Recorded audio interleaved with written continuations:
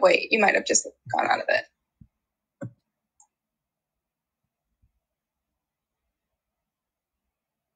We're sharing this one to Facebook. Yeah, I don't think that's what we're supposed to do. Okay, I'm going to leave this for a sec.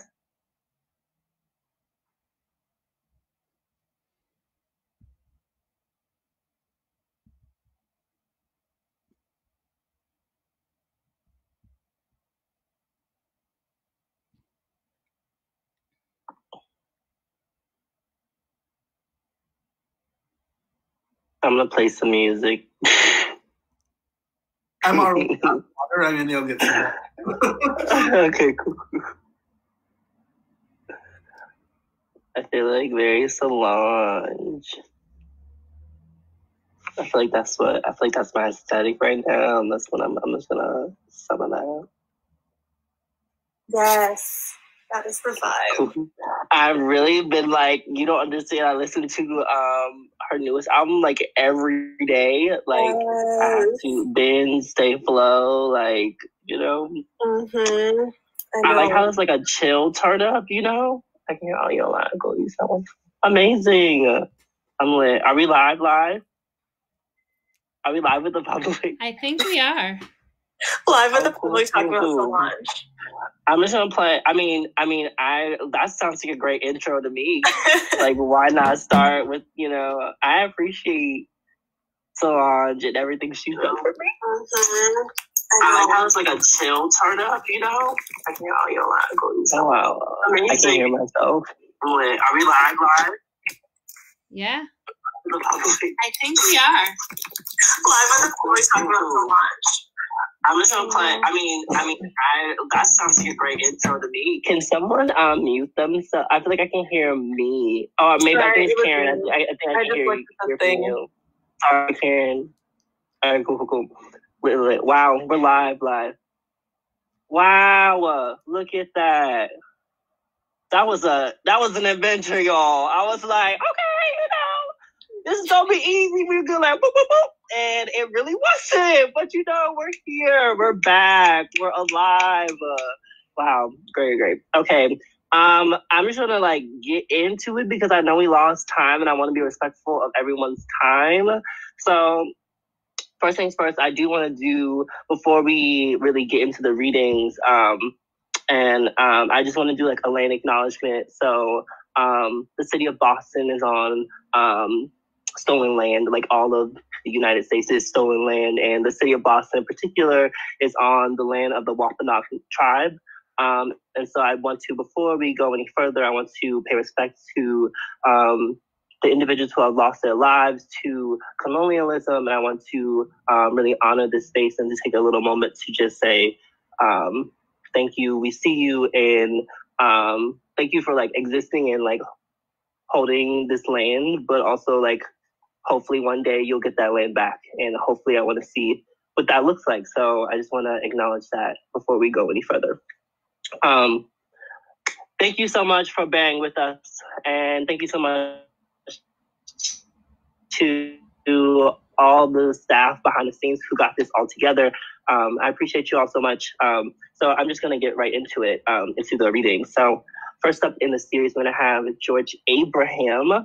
And I think like less than 24 hours ago, you're releasing your book, which is like the crazy wild thing, Birthright from Button Poetry. Yes. Give us a little show. Give us a little look.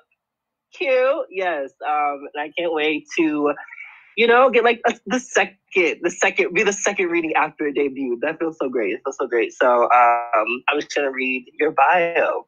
So George Abraham is a Palestinian American poet from Jacksonville, Florida. They are the author of Birthright from Button Poetry 2020 and the chapbooks The Specimens Apology from Sibling Rivalry Press and El Yum. Is that correct? Great. From TAR from 2017. He is a board member for the Radius of Arab Americans Writers, a Kudiman and Watering Hole Fellow, and a recipient of the College Union Poetry Slam International's Best Poet title. He is currently based in Massachusetts, where he is a PhD candidate in bioengineering at Harvard University. Thank you so much, George. Hello, everyone. Can you hear me okay? Okay, cool. Great. Thank you. Oh my gosh. Thank you all for having me. And thank you, Golden, for putting this together. This is just wild. Like, literally every single event in this series, I'm like, wow, it's not just like one or two, but like the entirety of it is stacked. Like, just every single one consistently stacked. I'm like, holy crap. So thank you for doing that. As Golden said, I'm just released Birthright yesterday. I'm super excited. It's weird and surreal, and so I'll say weird again, being like, oh, I want to celebrate, but also the world is ending and things are complicated. And yeah, so thank you all for being with me during this. I'm gonna just launch right into a reading. And quick question too for the technical side. If I were to want to share my screen and go on present now for part of this, would that be like doable on y'all's side? I'll like read and give y'all a chance to think about that before, but yeah. Yeah.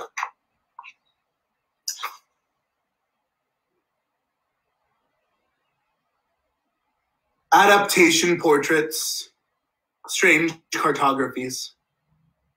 A truth about displacement.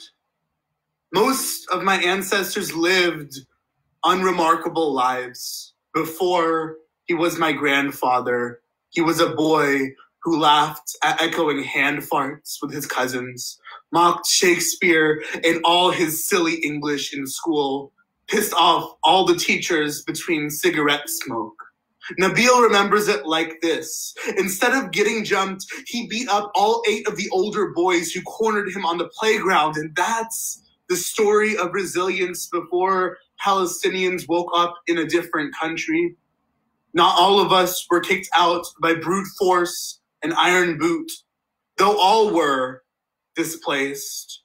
Some were lucky enough to see the writing on the wall before the wall existed, to wake up to a less swollen sun, to bite into that same unremarkable fruit every morning. Once, I came out as non-binary, and a Palestinian man looked right through me. He was queer, painted as lone islands in all that ocean, and I have since known queerness to be weapon more than identity politic. In the hands of men, anything can be a border if you try hard enough. Even bodies, the line where cell meets wall, the line where hand meets rough string chest, where a pair of unwanted lips leave a dull etching of an unnamed country on my cheek, a truth about our bodies. The limbic system, control center for emotion and memory, is named from the Latin limbus, meaning border, meaning every memory is a border drawn in limbs, meaning this is where I am defined, and so my gender must live there, at a border, always on the verge of bursting, to ask for a framework for understanding our bodies that doesn't rely on borders and the implicit binaries therein. Let me disrespect your language with my being. Every man has betrayed and untranslated me in the same way this country has. A truth about my dispossession. The second time I did not kill myself, I swore I'd be more generous to this body, but for accountability's sake, I confess that some nights the open window speaks back to me and calls itself inheritance, this being the cartography of concrete split between map and memory. You win, America. I've inherited your fear of heights, conditioned myself to shudder at the thought of me. Most nights I nod myself to sleep. Anyways, tell myself it was nothing but the wind. Perhaps? Yes, the wind. It was the wind. It was only the wind. Thank you all. I'm live streaming a poetry reading onto Facebook. So, Oh, thanks for the comments. I'm seeing the little chat bubble syncs. Oh my gosh. Is it okay for me to share my screen for this next poem? Because if not, I have a backup plan. But I feel like because we're doing the audio online, the visual online, the captions will go out because they're sharing their screen. Oh, maybe I think actually if you do it, no, it should be fine. Okay. I feel like actually you should be fine. If you should. And present now. Okay, let me try this. Okay. We'll just try it for a second, and then, and if it's weird, I will. Let's see. So a window, and then I'll go to my book, share. Okay. Cool. And amazing. All right, I'm gonna mute myself. Is it? Do y'all see the book? Yep. Okay. Cool. Amazing. Wow, this is crazy. Technology is amazing. So yeah, I'm gonna be reading some visual poems now. Since we're doing the whole technology thing, I'm like, this is a poem actually inspired by Layli Long Soldier. She has a series of poems about essentially after an indigenous quilting practice called star quilts, where you can essentially, the poems, like words are arranged in the pattern like a star quilt. This poem is kind of after that, looking at Palestinian embroidery of the keffiyeh, this kind of familiar checker-like pattern that you see in a lot of, and a Palestinian keffiyeh is a garment that represents resistance to our people. And so I'm going to read from these. You can read the poems so many different ways. Essentially, at every juncture, you have a decision to make. And so I'm just going to read a few of them and see where this goes. 1. Into the lines of keffiyeh, we stitch our generations. I don't have a word for my gender in Arabic. Perhaps I never existed. I don't have my country in a language digestible, lived whole, and wounded. I don't have a word for my country in a language digestible, lived whole, and unwounded. I don't have a word for my country in a language inherited or mistaken for river of ash. I don't have a word for my gender in a language digestible, lived whole, and unwounded. I don't have my love winded, dancing from death, unwritten. Where I'm from, winded, dancing from death, unwritten. Where I'm from, the skeletons rise, unwritten, existed, unwounded. I don't have a word for my gender in Arabic, digestible, lived whole, and unwounded. My country in a language digestible, lived for a river of ash. My country in a language digestible or mistaken for a river of sin. Inherited or mistaken for a river of sin. Inherited for blood and birthright. 2. Into the lines of keffiyeh, we stitch our generations. Post-bullet holes. I have a word, my Arabic, an exit wound. I have a word, country, digestible whole, wound. I have a word, my inherited mistake for ash. I have my love, wind from death, unwritten, where I'm skeleton from death, unwritten, my love, wind, my Arabic, an exit. I have a word, my country, inherited blood. 3. Oh, this is going to be hard to read. This one's side. Oh. Cool. Well, I'm so sorry. I'm not going to read 3. I think I'll end with that one. Cool. Check out the book if you want the 3rd one. Sorry about that. Logistical printing issues of the book being like, yeah, you have to like read it sideways.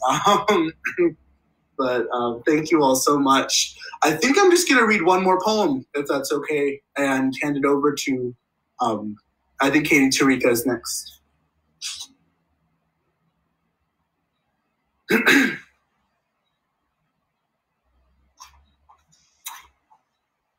One, ekphrasis. In another universe, I grow up to want and be wanted whole, with the concave flux of rainbow flags in the wind like lapsing waves. In this city, my mother's family build between the flash and rush of trolleys, both heard and unheard. My mother wasn't a metaphor for drowning yet. Here she could be the immigrant daughter playing Galaga at her father's store with the whole universe in her hands. I believe this to be an inheritance because Tel Aviv slipped through our grasp. Sometimes history makes a repetition of us. From this hilltop, you can see the ocean. Perhaps this was all my mother ever wanted, to look into the horizon, see her own reflection, with her own blood.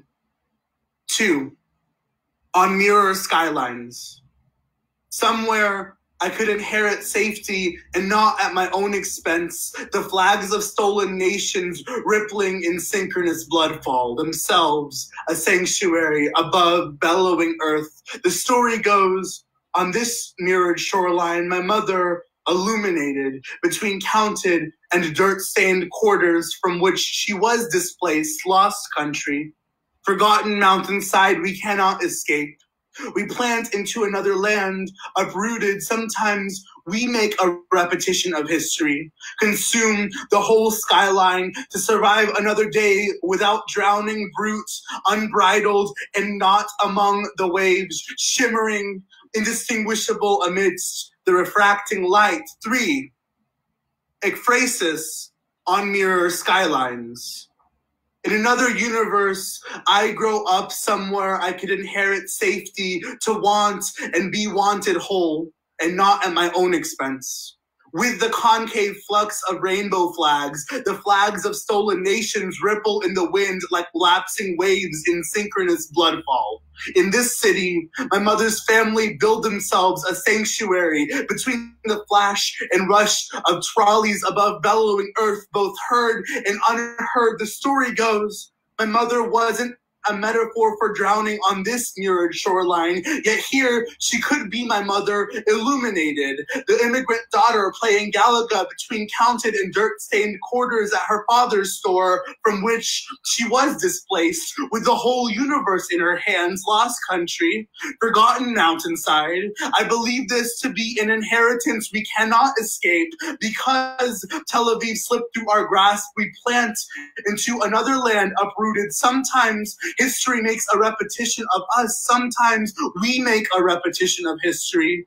From this hilltop, you can see the ocean consume the whole skyline. Perhaps this was all my mother wanted, to survive another day without drowning, to look into the horizon, brute, unbridled, and not see her own reflection among the waves, shimmering with her own blood, indistinguishable amidst the refracting light. Thank you all. Wow. Wow. Yes. Okay. Yeah. I'm just gonna let us just sit in that.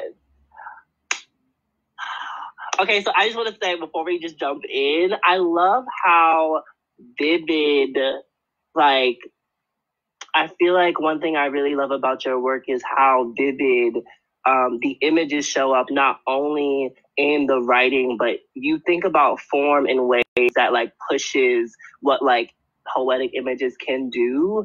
And I think about that, like, I think a lot of people don't think about that. I'm not gonna talk too much, but we're gonna talk about that later. But like, I love how like image is not only a 2D object, but also a 3D object in your work. And like, I'm gonna talk about more about that. But I think that it is due to this like moving around and like this like looking at the world in like multiple places. And like, I know you talk a lot about typologies, but like, I'm like gonna write, I've like literally wrote that down on the side and I was like, I want to talk about that. So thank you so much for sharing and for giving us that beautiful reading.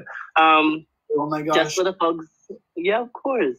Just for the folks on the live stream, I posted the link to George's book in the live stream. So feel free to go and buy that book so you can read that last, visual poem and, just be blessed. So we're gonna move right along. We're running a little bit behind, but I think we're doing good. I think we made up some time and stuff like that. But I mean, we're really here to celebrate you all. So, yeah. So I'm just gonna move right into Katie Tariqa.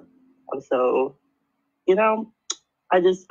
all my faves. I was like when I saw this lineup, I was like, wow, like dream people, like wow. So I'm just gonna read their bio. Katie Tariqa Bartel is an artist, educator, and organizer based in Lowell, Massachusetts. Bartel is a queer Thai American poet, photographer, and award-winning filmmaker interested in shining light on spaces of in-between. Their work has been featured in the likes of the International Center of Photography, Powell Arts Gallery, the Boston Asian American Film Festival, the Museum of Fine Arts Boston, University of Massachusetts Amherst, New York University. They recently published their first poetry chapbook, How They Love, available at Blurb. Bartel is the co-founder and co-director of the Boston-based art collective Angry Asian Girls, which works actively in the community to promote and uplift the narratives of APIA young folks. They are fiercely passionate about making photography more accessible in public schools, letting young people do things in the color yellow. So let's just give it up for Katie Tariqa. I can't wait. I've been we've been Instagram friends for a minute and I've just been so like excited about your work and I'm like, I'm fangirling, but I'm really excited. So without further ado. Wow. Thank you so much, Golden. I appreciate that energy so much. And to echo George too, like I just feel so blessed to be in this amazing lineup of homies and talented artists and people out here just making beautiful things. So thank you for including me in that. I'm gonna start by reading from my book, which is called How They Love. It's available online, and it's my first book that I've ever released, and it came out earlier this year. So I'm really excited to read from it. It's called How They Love, and all of the titles include the phrase how they love in ways of navigating with gender identity and pronouns. So I'll just jump right into it. Actually, before I jump into this poem, I want to give a shout out to George because actually this was a poem that I wrote on our retreat at Chrysanthemum's writing retreat after George led an amazing workshop on form. So continuing that, I'm not nearly as talented with form as George, but I will read this. It's called How They Love You in Fairy Tales. They say when we are children, we mask our trauma with stories. So I was raised a lifetime ago. My father was a fisherman. My mother, the best cook in Thailand. To them, the ocean, necessity. To me, the ocean, the only home they ever gave me. They called my father Fish. When I was born, named me half fish and raised me in waves that would always drown me. They called my father Fish and me half, long before the lung cancer came. Towards the end, I pictured his lungs like two coral reefs. With each year, the pain had more holes to find home in. When the cancer finally took its last breath, I wonder if his tongue could taste the salt. My mother tells me I put too much salt into tom kha, that true Thai people wouldn't think it's sweet enough. That I cancel out the sour of the lemongrass and galangal tied together with twine, and I know what she means when she says true Thai, but all I hear is mixing bowl. Sometimes I think my tongue too tied or not Thai enough, caught in the wrong tide and raised in the wrong waves or way, which is to say my body is half fish as much as it is half white. My body a bag of fish heads mixed and haggled down at market to be made into paste. My legs unsure of whose land to land on, like what shores can a half fish lay claim to? Maybe if I swallow enough salt, I can become coral reef. And all of the pieces that have felt missing can finally serve a purpose. The water can whistle through me like air, and there will be no home to swim to. There will be no home to swim home to. There will be no home when my body was home all along. Bones like coral reef, and the salt water runs through. Come, it says, find home in these holes. See how they love you, like something out of fairy tale. Thanks, fam. Yeah, so that was actually like one of the only poems in this book that I talk a lot about grief, and grief has been something I've been exploring more lately, and also grief and kind of like accessing joy in times of crisis. And I wrote that poem before my dad passed away last year from lung cancer. And I've been writing a lot more about like accessing joy during times of crisis, which I feel like is a really relevant theme given the time. And so, yeah, I've just been thinking a lot about that. So I'm going to read a couple of newer poems, and, you know, content warning that I talk about death and passing in both of these. So please take care of yourselves, and thank you for taking care of yourselves. The first is called Morning Clings Tightest to the Dull Moments of Daybreak. The moon of my childhood memory hangs low in the sky, like paper mache with fate strung to loose fishing wire. A clear summer night always smelled like the smoke of our father's cigarillos, dancing through the grate of fire escape. And how do two half-siblings find escape when the night sky has only ever smelled of fire? Stars stolen by city light, the stones under a river of smoke. Ash tapped onto the rust of corroding metal, meant to be prepared 2 summers ago. If the landlord who owned half the properties in Harlem ever checked his overstuffed mailbox before he died without leaving a will or rent control. And what could be said of my mother, who would say of his passing, heaven is heavy enough already? And what could be said of our father, who would set the eviction letter on fire in the same strike that would ignite the sky above us? Specificity is the true poetry of memory. I could say we are 2 half-siblings who lay, backs stamped with rust, because the metal is cooler than the floor of the apartment, while we wait for our mom to bring boxes home from work so we can move for the 3rd time this year. Or I could say, we are 2 dreams born of one man, grown amongst other flawed things, but pressed together with good intentions, rolled onto the back of a home in Harlem because it was the only place to go until it wasn't. And then the second one in this kind of series is called Who Let Grief Stay on the Lease for So Long? You should rest was the last thing I said to my father before he died. In hindsight, it is rather unremarkable, but in the moment, in the fluorescent moon of hospital room, I was referencing a long war between us. You should rest. This isn't love. This is what love answers to after decades of temper tantrum threatening to drink the house down. Have you ever seen a child dressed up as parent? I thought I had outgrown it, like an old sweater. But as I am watching the pasta water swirl, while my catatonic mother seems to be staring inward at Alex Trebek reading clues, I realize we are bound to our fates, like the fold of the metal tab on the last gift my father ever delivered us. How rest can be so expensive, so. I will give the sunrise one more chance to leave me breathless. I will ask the moon to pull my tears back like low tide. I will sip from the lake partner's collarbone brimming with shower water if it means forgiveness. If this isn't forgiveness, then I don't know the shoreline like I thought I did. If this isn't forgiveness, it must be a side effect of warfare. This is what forgiveness asks of you. I am what I ask of myself every day that I think I am done grieving.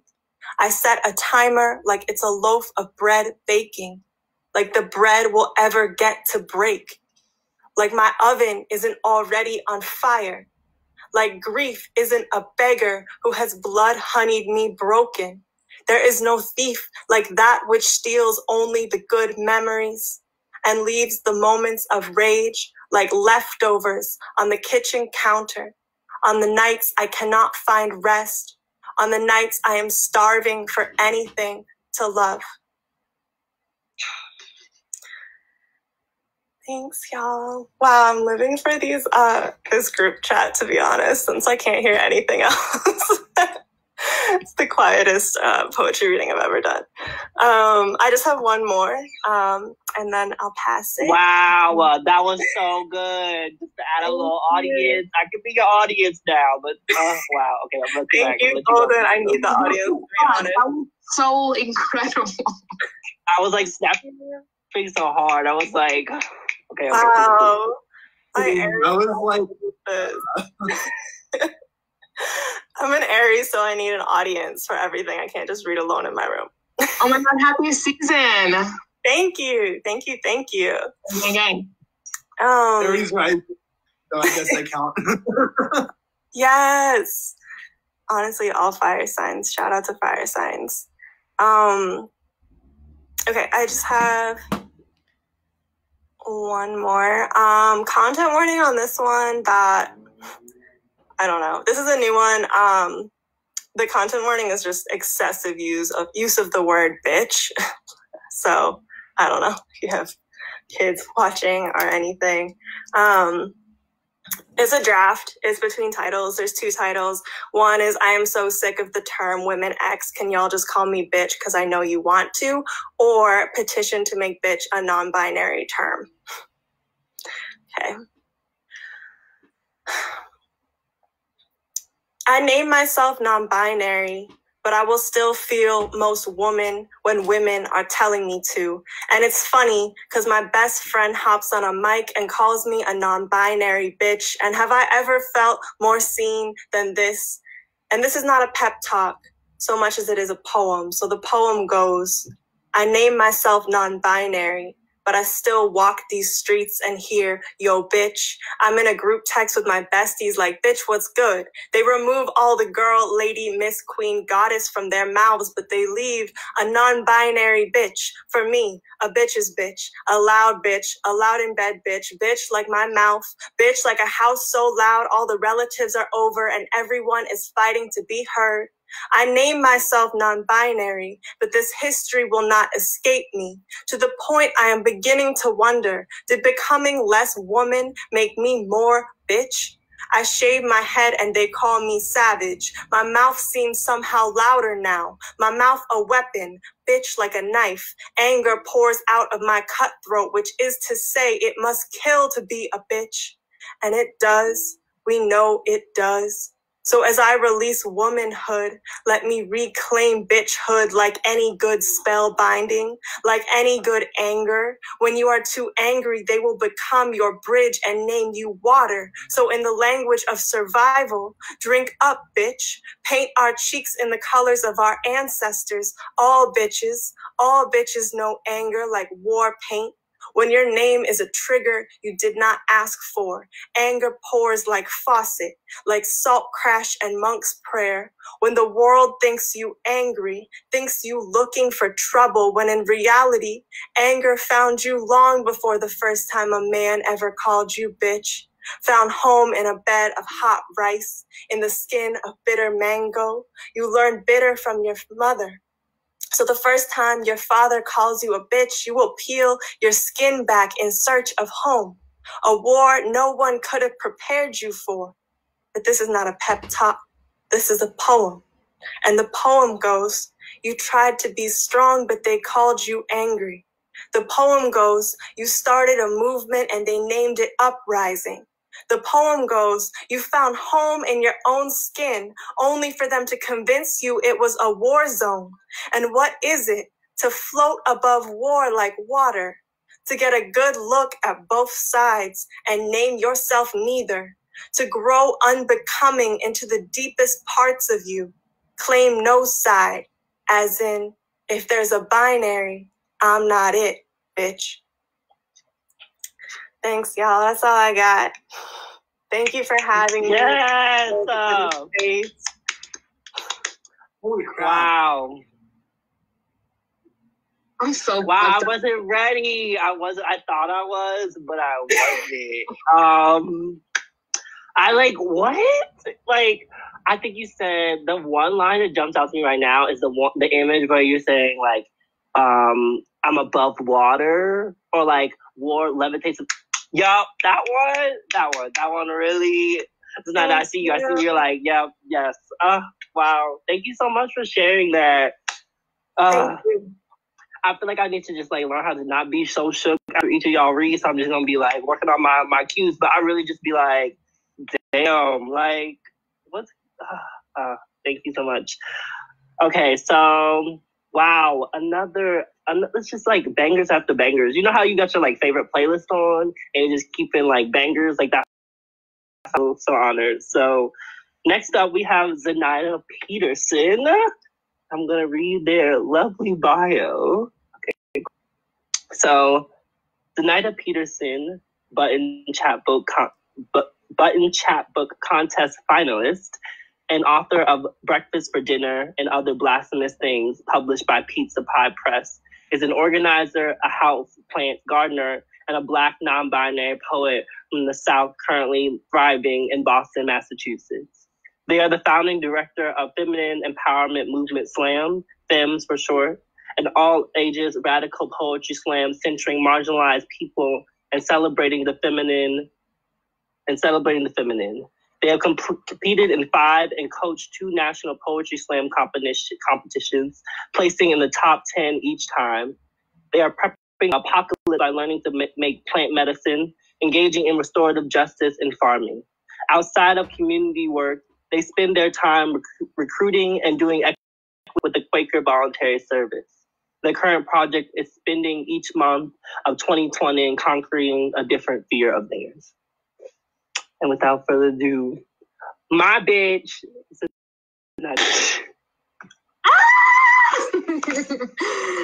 Oh my God. Thank you so much. This has given me so much life already. Thank you so much for having me. Whew, I am so honored to be in this lineup. Thank you for organizing, Golden. God, I'm sorry, y'all. I'm not supposed to be here. But damn, my mama said I need to stop saying sorry. She said she can't clean the dishes with sorry. She can't clean the room, pay the bills with sorry. Lands can't be uncolonized with sorry. Black people can't come back alive with sorry. But I'm sorry, I digress. The word apology was first used in 1526, the same year the New Testament was translated into English, the same year the Spanish ship Santiago arrived on the Pacific coast of Mexico.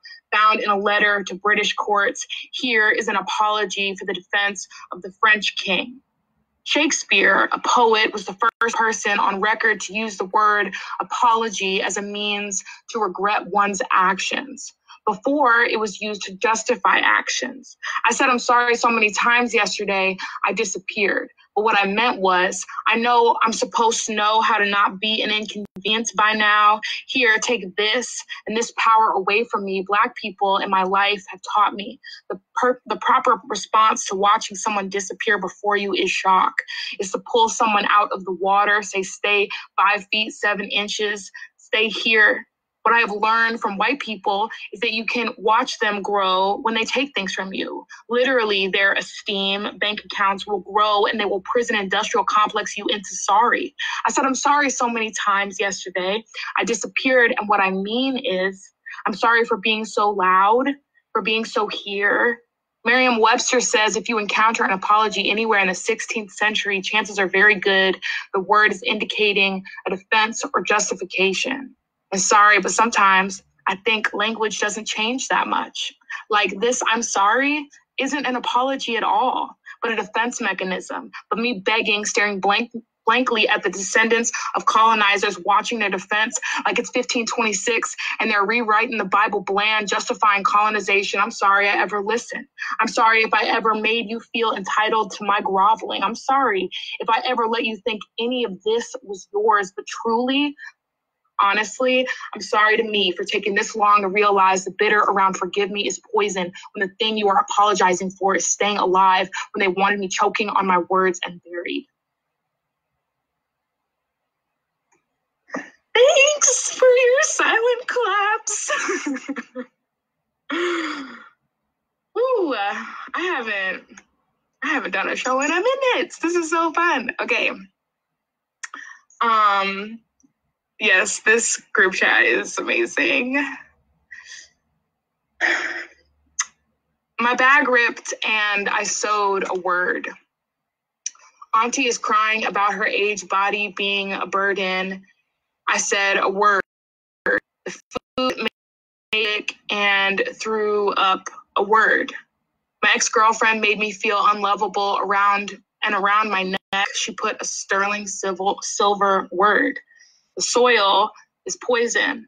So we built a raised bed out of words. When I'm nervous, I find myself over a stove with kernels popping words.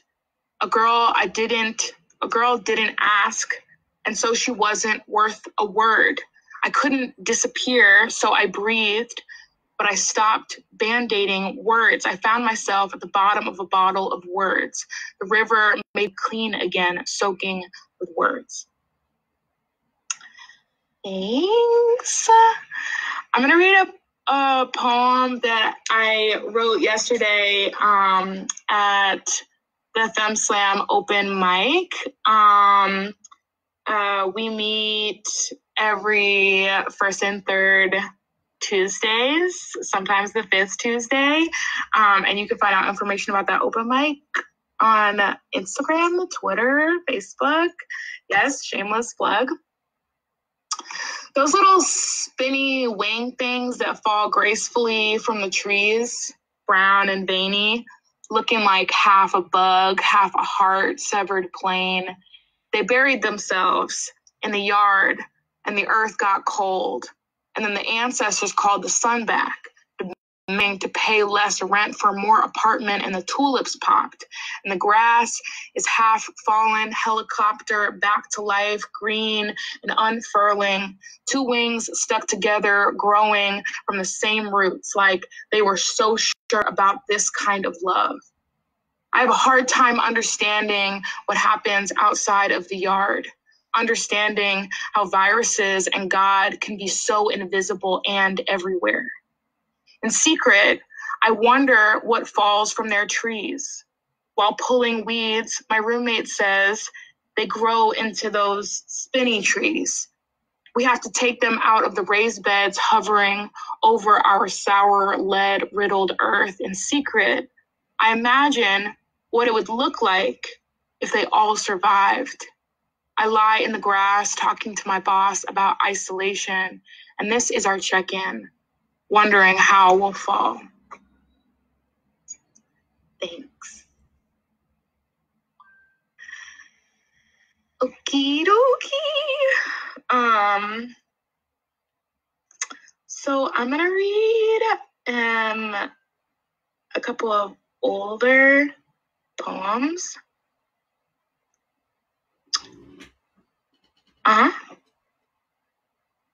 Yep. I woke up to my mama's voice and it wasn't erasure. Sometimes I wake up a boy, switch to nothing by noon, go to sleep a girl, My pronouns are Black. My pronouns code switch. My gender is a girl whose mama has not yet been told how to behave, whose mama has not yet told them how to behave, who races and fights and leaves their legs open in dresses. My gender is chasing my brother for everything he stole from me. My pronouns see my mama play every gender role. My gender is Ebonics looking me in the eye saying, you child, woman, feminine thing, rammed over, picked at, sliced up on the way into my salon are also me. My gender hasn't started the habit of reminding themselves that they are a girl. The girls like boys. My gender is unteaching what they learned me. My gender is a Black child who look like I drowned in Ward 9. So my pronouns are silent, are polite with strangers.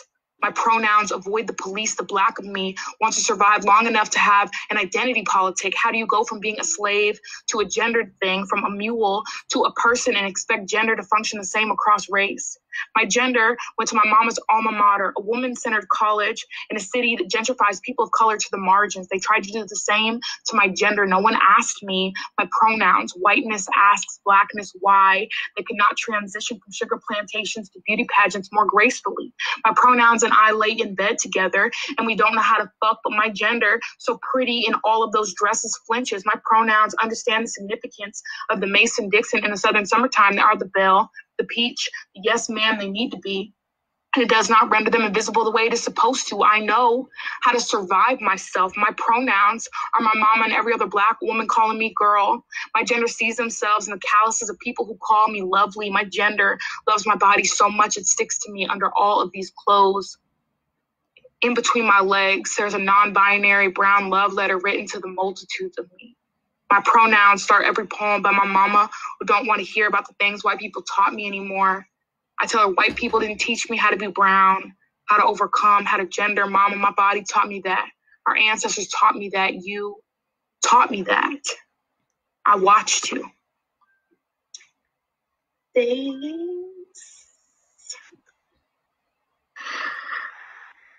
It's so weird to perform read poems that you're used to doing memorize. Wow. Yes. Yes. All the slaps. All the feels. Thank you. Yes, Katie, Tariqa. Wow, okay. Okay, I have a couple more minutes. I'm on my 13th flight back to Boston this year, sit next to the emergency exit and know that I am the crisis. Y'all want to get free?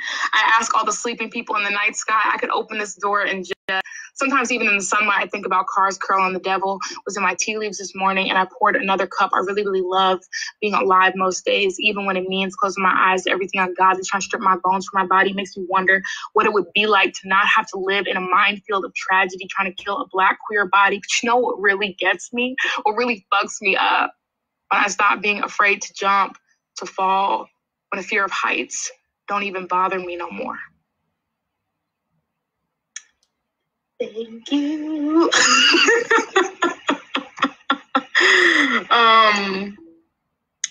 I'm laughing because I am toggling between the poems and the chat, and Golden was just nodding. Okay. I have two more really short ones. Thanks, everybody. Okay. My dress has an open back. My mom tells me my bra is showing I don't know already. My mom tells me I need to cover up at church. Says this isn't a club, for God's sake. It doesn't God knows me like this. God knows me back open, chest open. God knows me naked and loves my blasphemy. Thank you. Oh my God. Woo. Okay. So tomorrow is my birthday. Wow.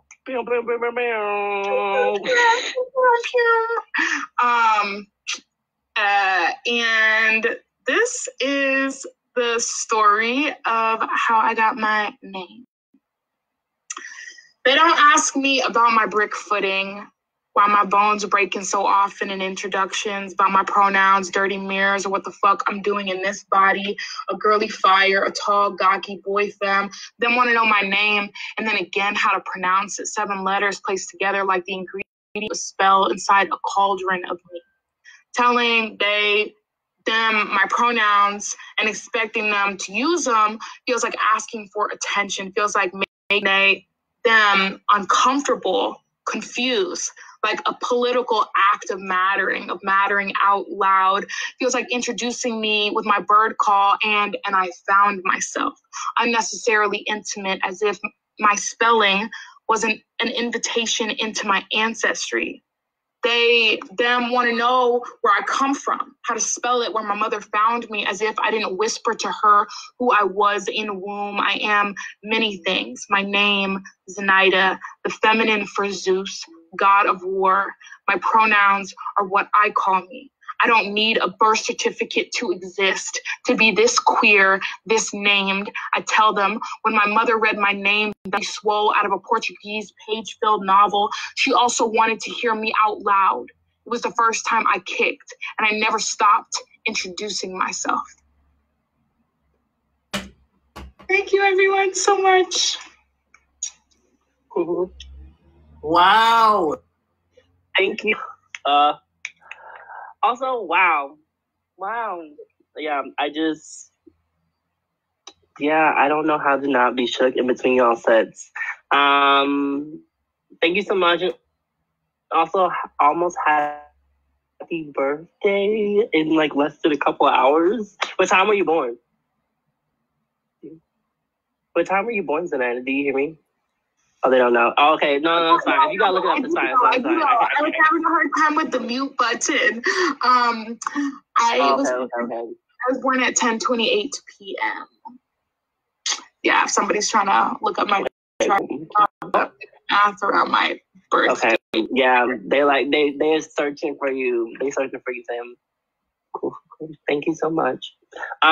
So one thing I forgot to do at the beginning was like a content warning for everyone. So what's it called? I forgot to do the there are different content, there'll be maybe cursing, different things like that. So just because we didn't do it at the beginning, if we can try to keep the cursing to a minimum, and then I feel like it's fine if we do I feel like if it's in your poems, it should be fine, but don't edit anything like that, but try not to say the F word. I feel like that's the only thing that, just, for the little chillings for everyone. So that's gonna be hard for me. I cuss a lot, but I'm gonna try my best. I'm gonna try my best. All blessings. But I'm just gonna jump right into our last feature of the night, and then we're gonna talk a little talk, and so I'm so excited to end this reading series with Paul Tran, and I'm gonna read their bio. So Paul Tran is the recipient of the Ruth Lilly and Dorothea Sargent Rosenberg Fellowship from the Poetry Foundation and the Discovery Boston Review Poetry Prize. Their work appears in the New Yorker, Poetry Magazine, and elsewhere, including the movie Love Beats Rhyme with Azalea Banks, Colin, and Jill Scott. They are a senior poetry fellow at Washington University in St. Louis and the poetry editor at the Authing Magazine. Without further ado, Paul Tran, everyone.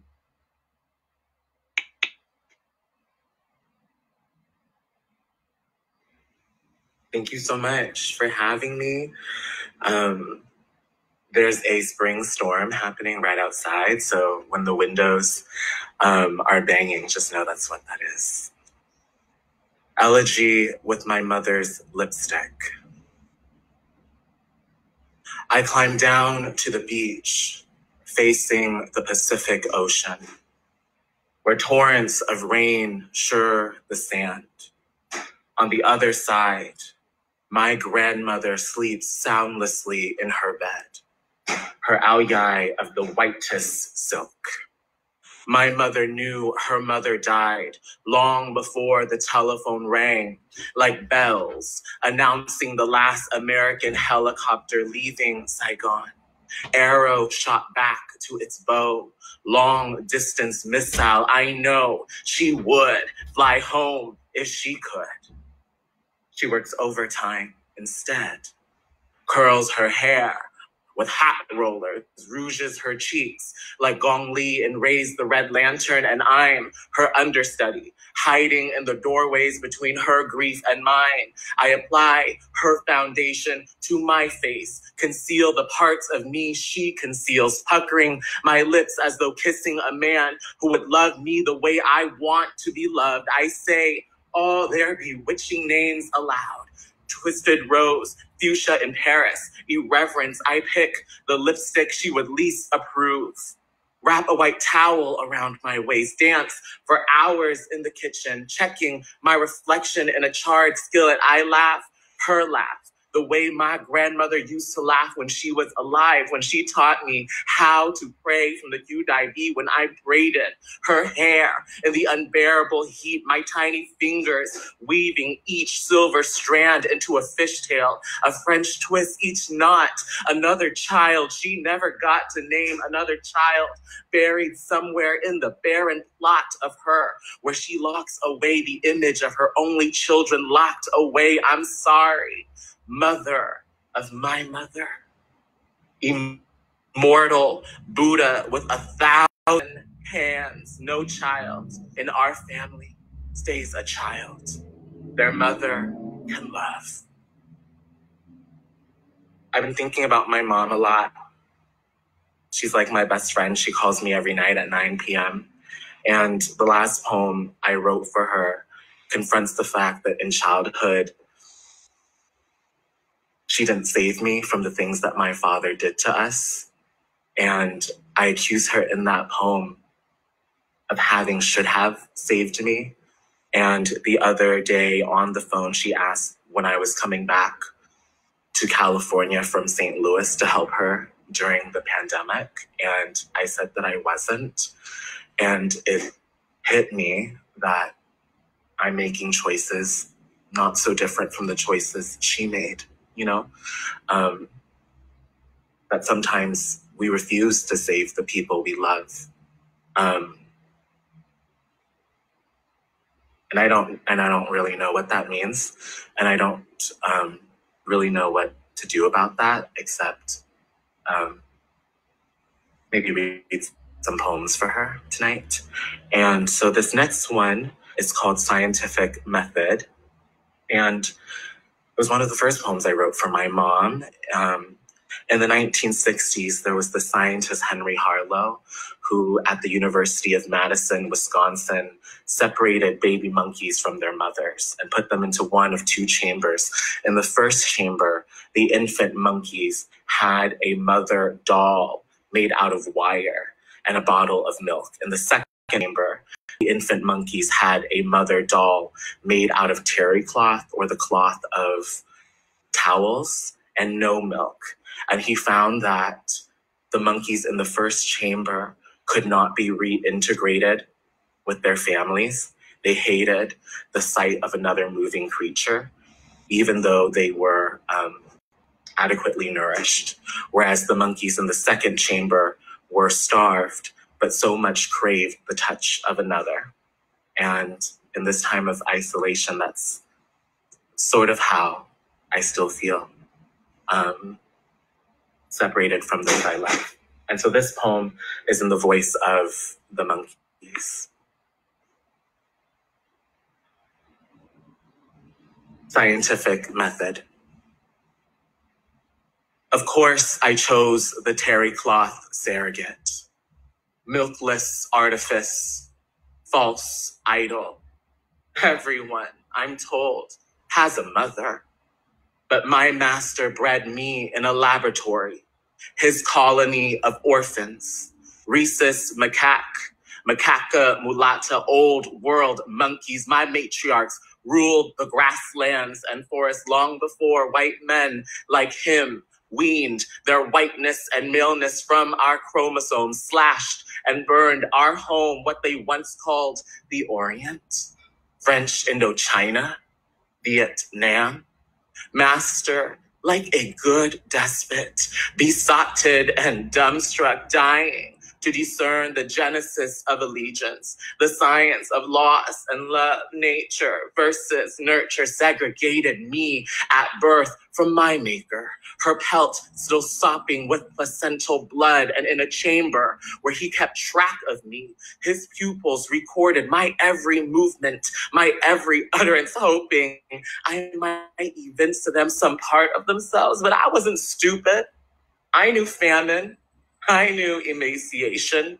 And nevertheless, I picked that lifeless piece of shit because it was soft to hold. Who wouldn't want that? Though it couldn't hold me, I clung to the yellow-faced devil as though it was my true mother, and I understood the function of motherhood. Witness to my suffering, a companion in hell, unlike those infants with wire mothers. I didn't throw myself on the floor in terror or tantrum, rocking back and forth, colder than a corpse. I had what my master believed to be a psychological base of operations, emotional attachment, autonomy, everything he did and denied to me, I endured by keeping for myself the one thing he yearned to discover and take credit for. Love, like me, is a beast no master can maim.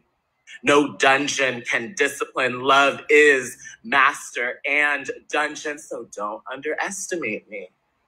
Simple-minded and subservient as I might appear to be, I discovered more about my master than he ever did about me, which I guess you could say is a kind of fidelity. Conceived not from fondness, but fear, magnified by my fascination. Master made me his terry-cloth surrogate, his red-clawed god, moaning for freedom, nursing his ego on my tits. And for that, I pitied him. All this time, he was the animal. All this time, he belonged to me.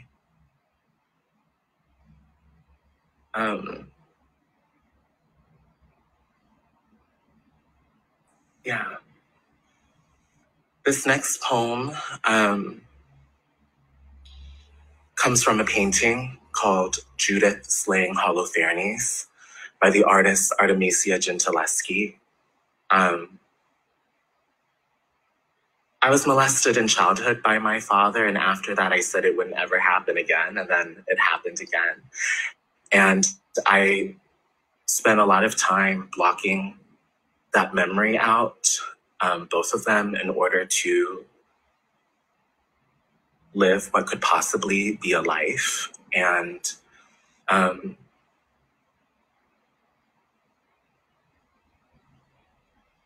just always remember how the deans didn't believe me and the police didn't believe me and things like that. And in 1620, the artist Artemisia Gentileschi was assaulted by someone in her painting workshop.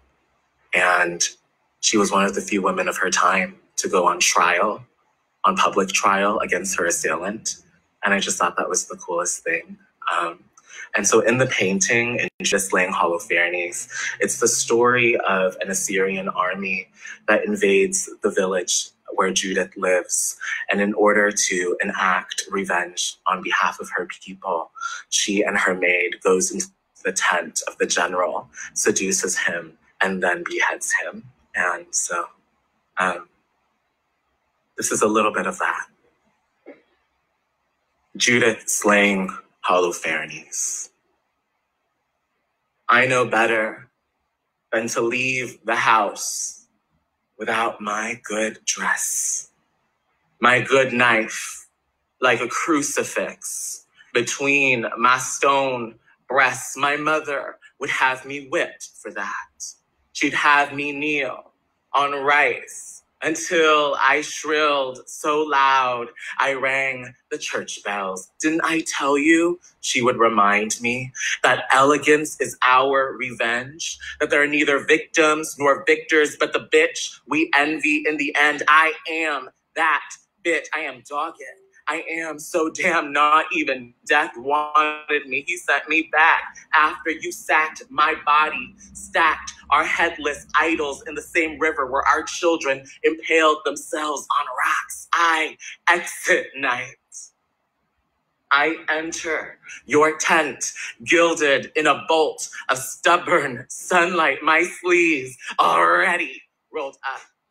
And I know what they'll say. What? For showing this much skin? This irreverence for what is seen when I ask to be seen. Look at me. My thigh lifts from your thigh. My mouth spits poison into your mouth. You, a nasty beauty. I'm no beast, but my blade sliding clean through your thick neck while my maid keeps your blood off me, and my good dress will be a song the parish sings for centuries. Tell Mary, tell Eve, tell Salome and David about me, and watch their faces like yours turn green. And I think just two more poems. This next one is called Copernicus.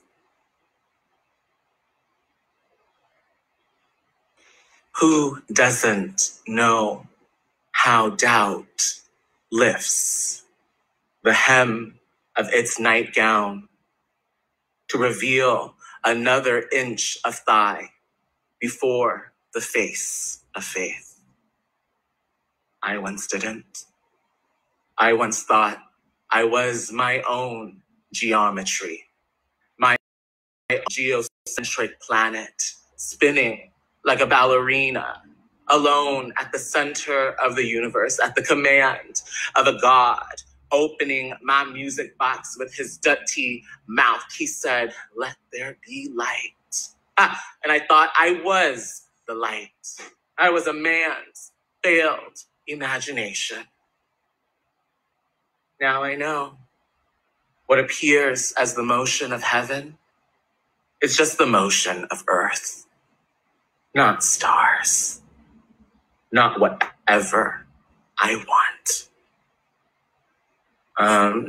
And then last poem, I felt such a kinship with Katie Tariqa's poem, and have this, I call it also my bitch poem.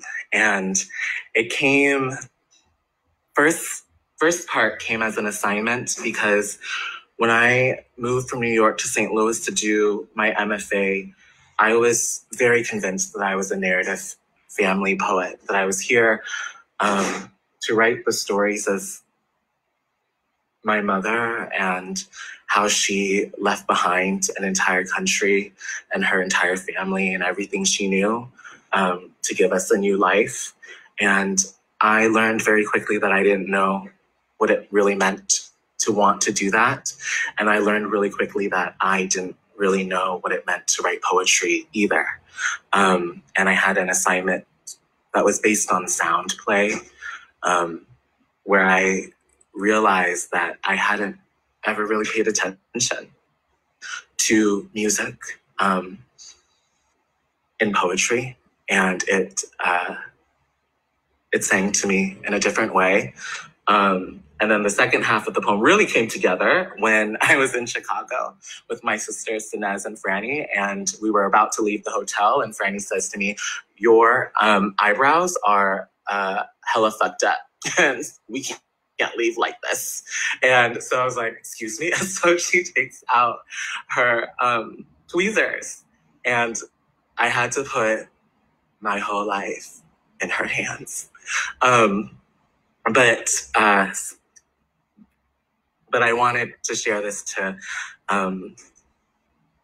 for the new siblings in this reading and in this group chat. Thank you so much for your words tonight, and thank you, Golden, for calling us together into this space.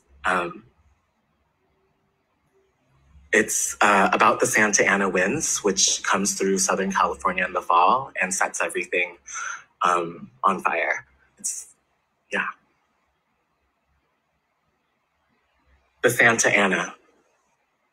Desert born, wild as corn, head bitch, itchy clit. I throw a fit and meteorologists report rising mercury. My Mercury always in retrograde. I'm miraculous, cashing my checks, checking my balance.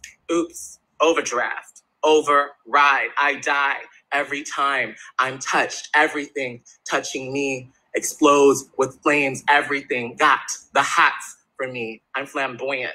I'm a witch still burning at the stake. I stake my life on my red dress, redress, retweeted right off the runway. So Vogue, I make you death drop. So gorgeous, I make you drop dead. The only season is me. My winter will outlast Anna Wintour, my sister with her eyes on the sparrows. My eyebrows, plumes she plucks with care. I can't remember anyone ever giving me. She sees not what I am. She sees what I can be. Symmetry, asymmetry.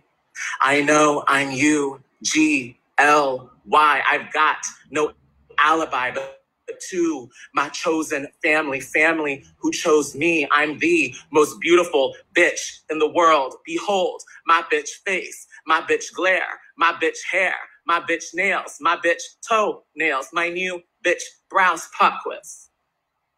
Who's that bitch?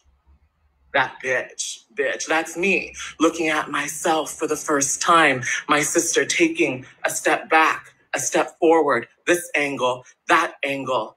Let me be clear. This is revision, precision, attention, a sister assisting her sister in becoming and coming back from the dead, apocrypha, apocalypse. We are the wind. The angels failed to stop from winding through Eden. Bitch, you hungry, Sodom, bitch. Look back, Southern California, bitch. Take this butter knife to your husband's neck. Haven't you heard us? Howling down the cliffs, swishing our hips into the cajon like a lovesick coyote, all thrash, all ass, deep throat, whiplash. We backed our eyes and Los Angeles lights up like a cigarette. My Newports, her American spirit, the greatest thing, my sister tells me, is being our greatest thing, our greatest wish. And my wish? I want a say in what happens to me. I want to say what happened to me. Am I selfish for wanting things to make sense? For wanting my days and nights to be more than a tally of nights and days in the end of this bitch and her bitches must alone order and reorder heaven, cutting ourselves a new cheek, lining a new lip, contouring a new nose, because even the Almighty can be too self-righteous to right their mistakes. Then we demand the highest seats in heaven. L-O-L, sorry, not sorry, game over. Go round up your little lambs. Nothing is safe from me. Try me. Give me the trial of the century. Give me liberty or give me valley. I want all the flowers kneeling. Thank you. Wow. What a way to end. We can all unmute now because the reading is over. So we can Wow. Well, What? I think that's the stamp that we needed to just close. Curse word, curse word, curse word, curse Thank word, you. curse word. I feel like I want to. I want to replace my video with an image of a grave because I'm dead.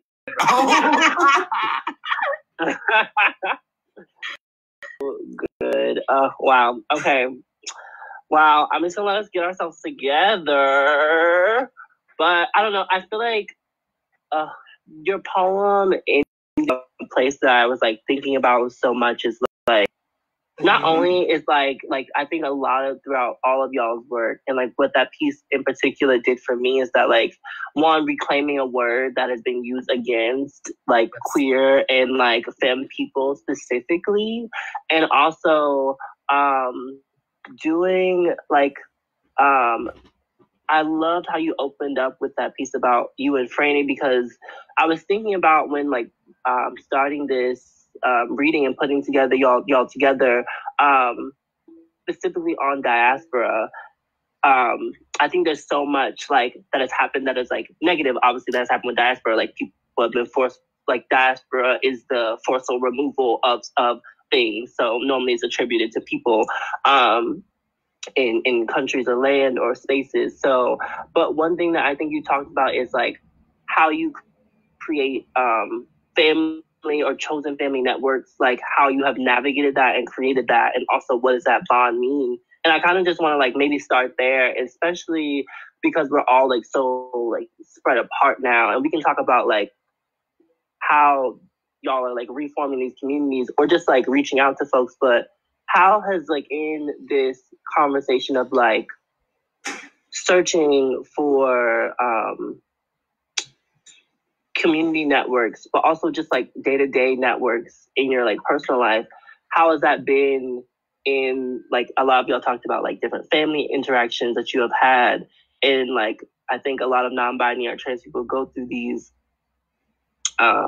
traumatic experiences in blood family. So how have y'all navigated or sought out or found those type of relationships? And anyone can take this.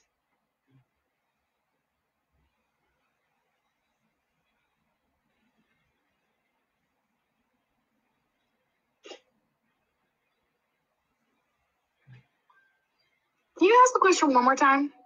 Yeah, I can ask it one more time. So like the points I want to make is that I think that there's a lot of times where we are forcibly removed from these lands, communities, and I'm using diaspora on like a larger term. So diaspora of like cultures and ethnicities, but also diaspora around like queer people being moved out. Also, like I think diaspora shows up in ways of like classism, redlining. I think is like forcibly moving people out of places, and so I feel like I think we're gonna talk about a lot of like those things after, but I kind of want to start off because Paula ended with that poem in a place of like how has chosen family or queer relationships, how have you, I guess, like came to those, form those? I know like specifically for me, I think like slam was a way to do that in a way that was like really helpful. Like all queer people, like there's a lot of queer people in slam, so it was just like really innate for me to see people who understood my experience, but also like seeing queer Black people, seeing trans people of all different ethnicities. So I just want to hear more about your perspective. I mean, I think that I met a lot more queer people when I moved to Boston for school, but like queer folks of color, like communities that I feel closest to, I definitely like came upon through the poetry community. And even some of my closest relationships that are with like queer folks, my like chosen family,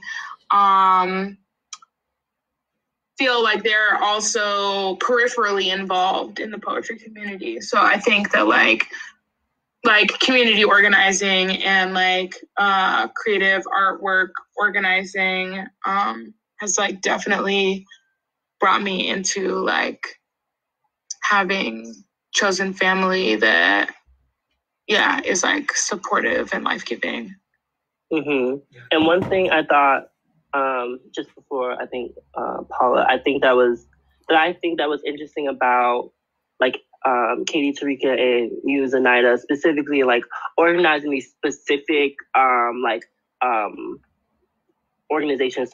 So FEMS, and then the sorry, correct me if I'm wrong, is the Angry Asian Girls, or sorry, yes, correct. So I feel like doing those creating those communities for yourself, like intentionally in the community, but also making sure that other people have them, I thought was really interesting about you two in particular. And I thought about like what is this cycle of diaspora? Like, how are we like holding our communities together, especially like right now, like in like this pandemic, we're like all trying to figure out like, how do I like still see my family? How do I also still see my community? How do I also still like make sure everyone has their needs and different things like that? So I don't know if anyone has any thoughts about that, or want to talk about like different things.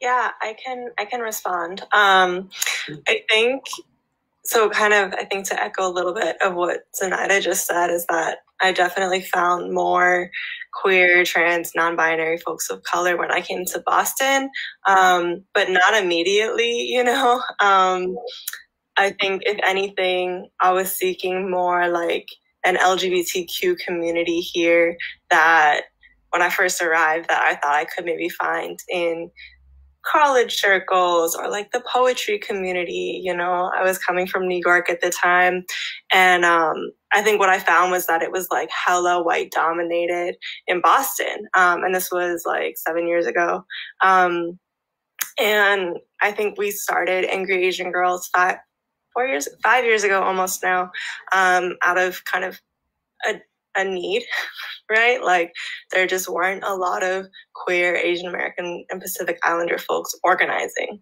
period. And that was like a really hard thing to like have to choose between different aspects of your identity, you know, like, oh, I want to celebrate my queer identity, so I'm going to go here. But I want to celebrate my Asian identity, so I have to go somewhere else for that, where my queer identity is not as welcomed, you know, and really to pick and choose. And so that was why we created that space. And I think those spaces are like the ones that are like most at risk right now when we can't hold physical space. Like I think there's so much magic and beauty and joy that comes out of being able to hold physical space with people. And while I have been able to access more of that for sure virtually in spaces like this, there really is just like, they're not as accessible. There's a lot of barrier to entry. And it makes it really hard. I think it's like a really important question we should ask ourselves, however long this is going to last, you know, like what's at stake. So.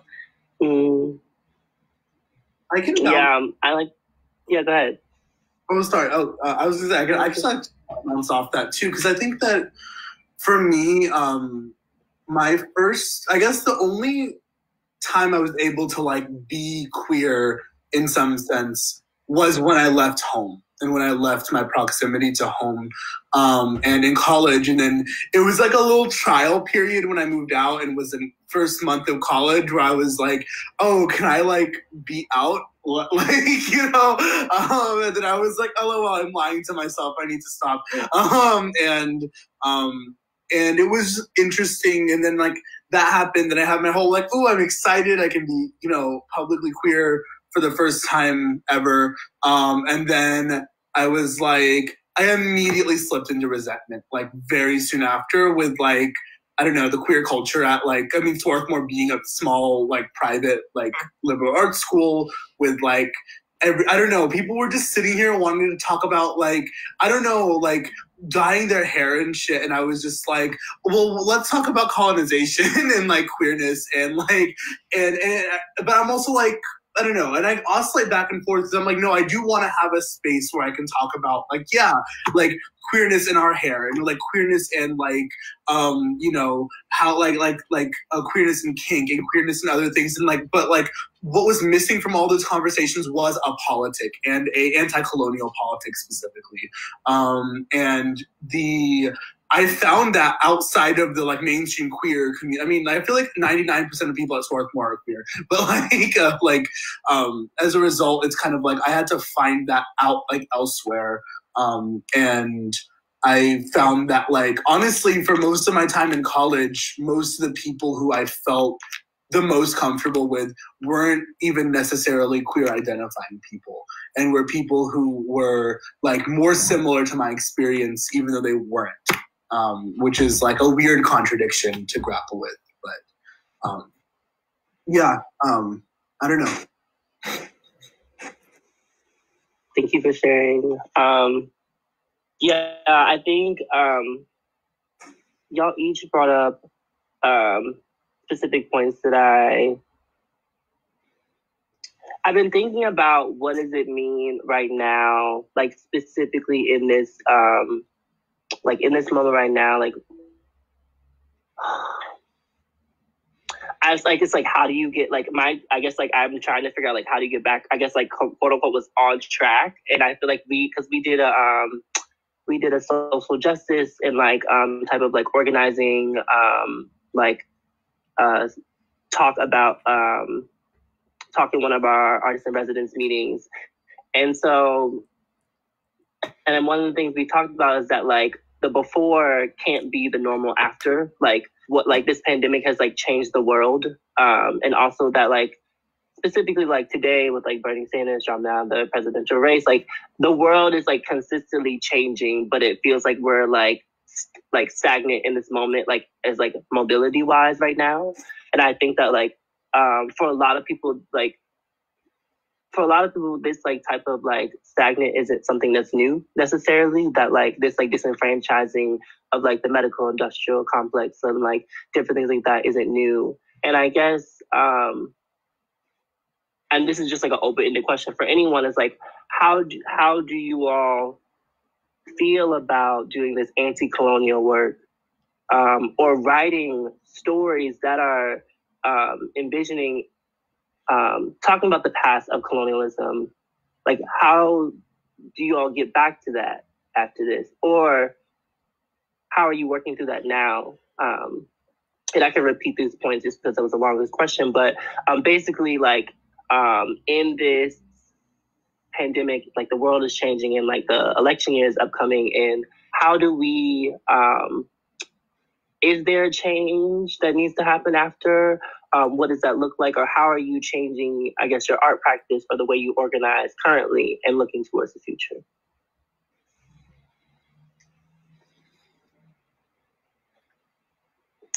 And I guess in specificity, maybe like Zenaida, you can talk about how maybe like FIMS is doing this work right now, or maybe thinking about this, or like personally in your writing practice, how are you all changing that structure? I know for me, like I haven't been able to like look at a poem or write a poem because it just doesn't feel like right now. Like it just doesn't feel like the world is still enough, or that like I'm connected to like the people I'm writing for.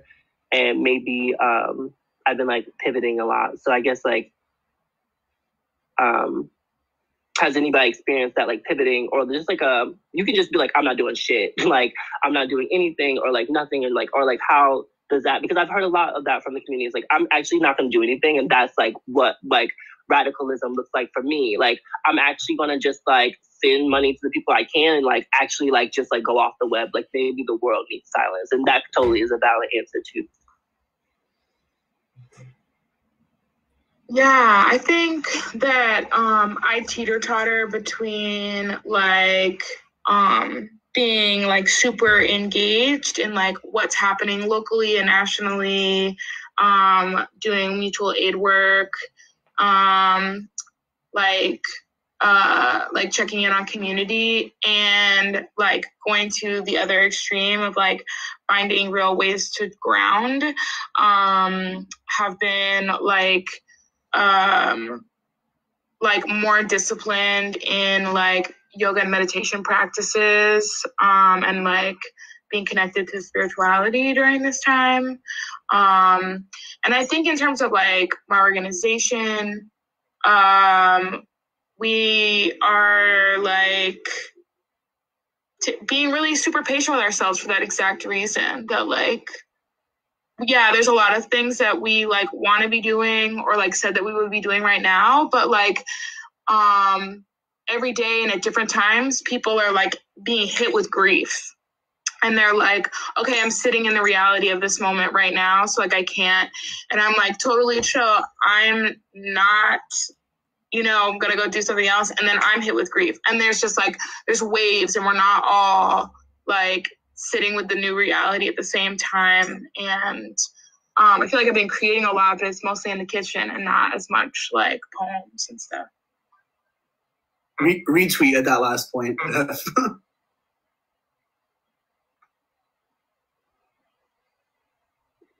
Yeah, I think that I have really been like struggling with this question myself of like, what do I like asking, like, what do I need to be doing, right?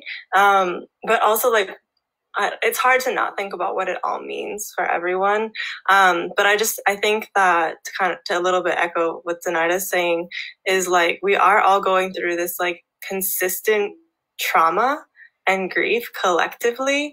And I just know like so many of my friends and community are freelance full-time artists, you know, including myself. And like, there was a like 2 or 3 day span, right, where I lost every single gig I had through May. And I think to lose like your entire income and to just be kind of faced with what capitalism is in this country and like this game we're all trying to play all the time, but how unsupported people are, and certain people, right, not everyone, by these systems, is like this huge awakening.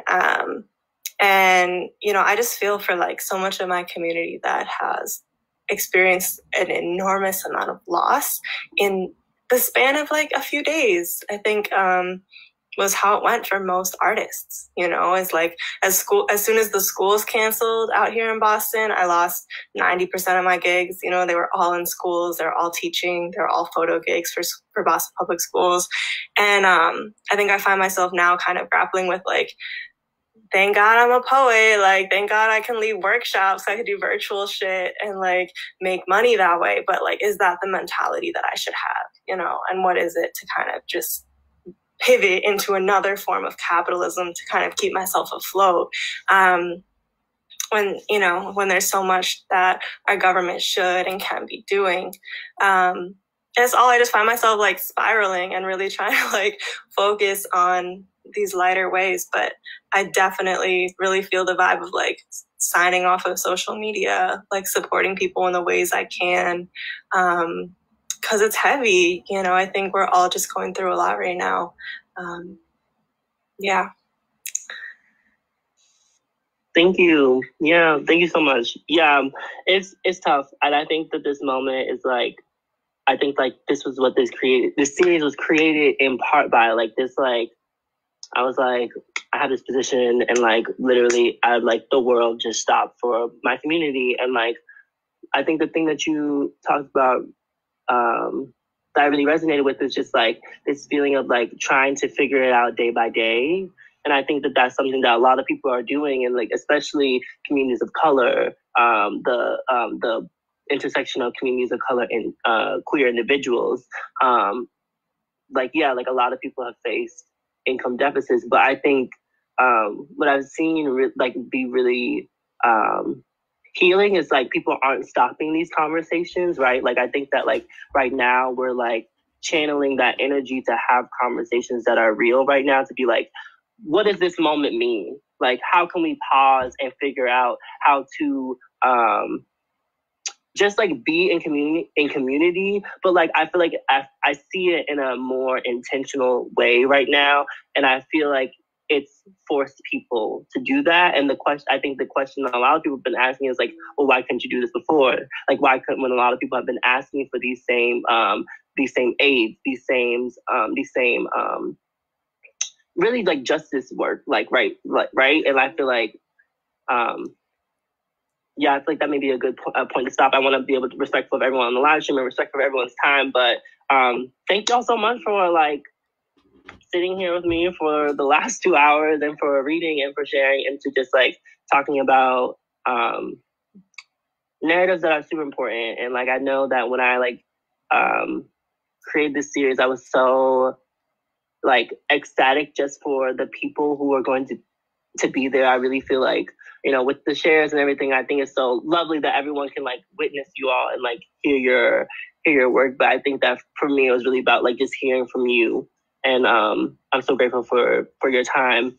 And thank you to everyone who has tuned in on the live stream and like on different social media accounts and then looking at seeing us blast this all over.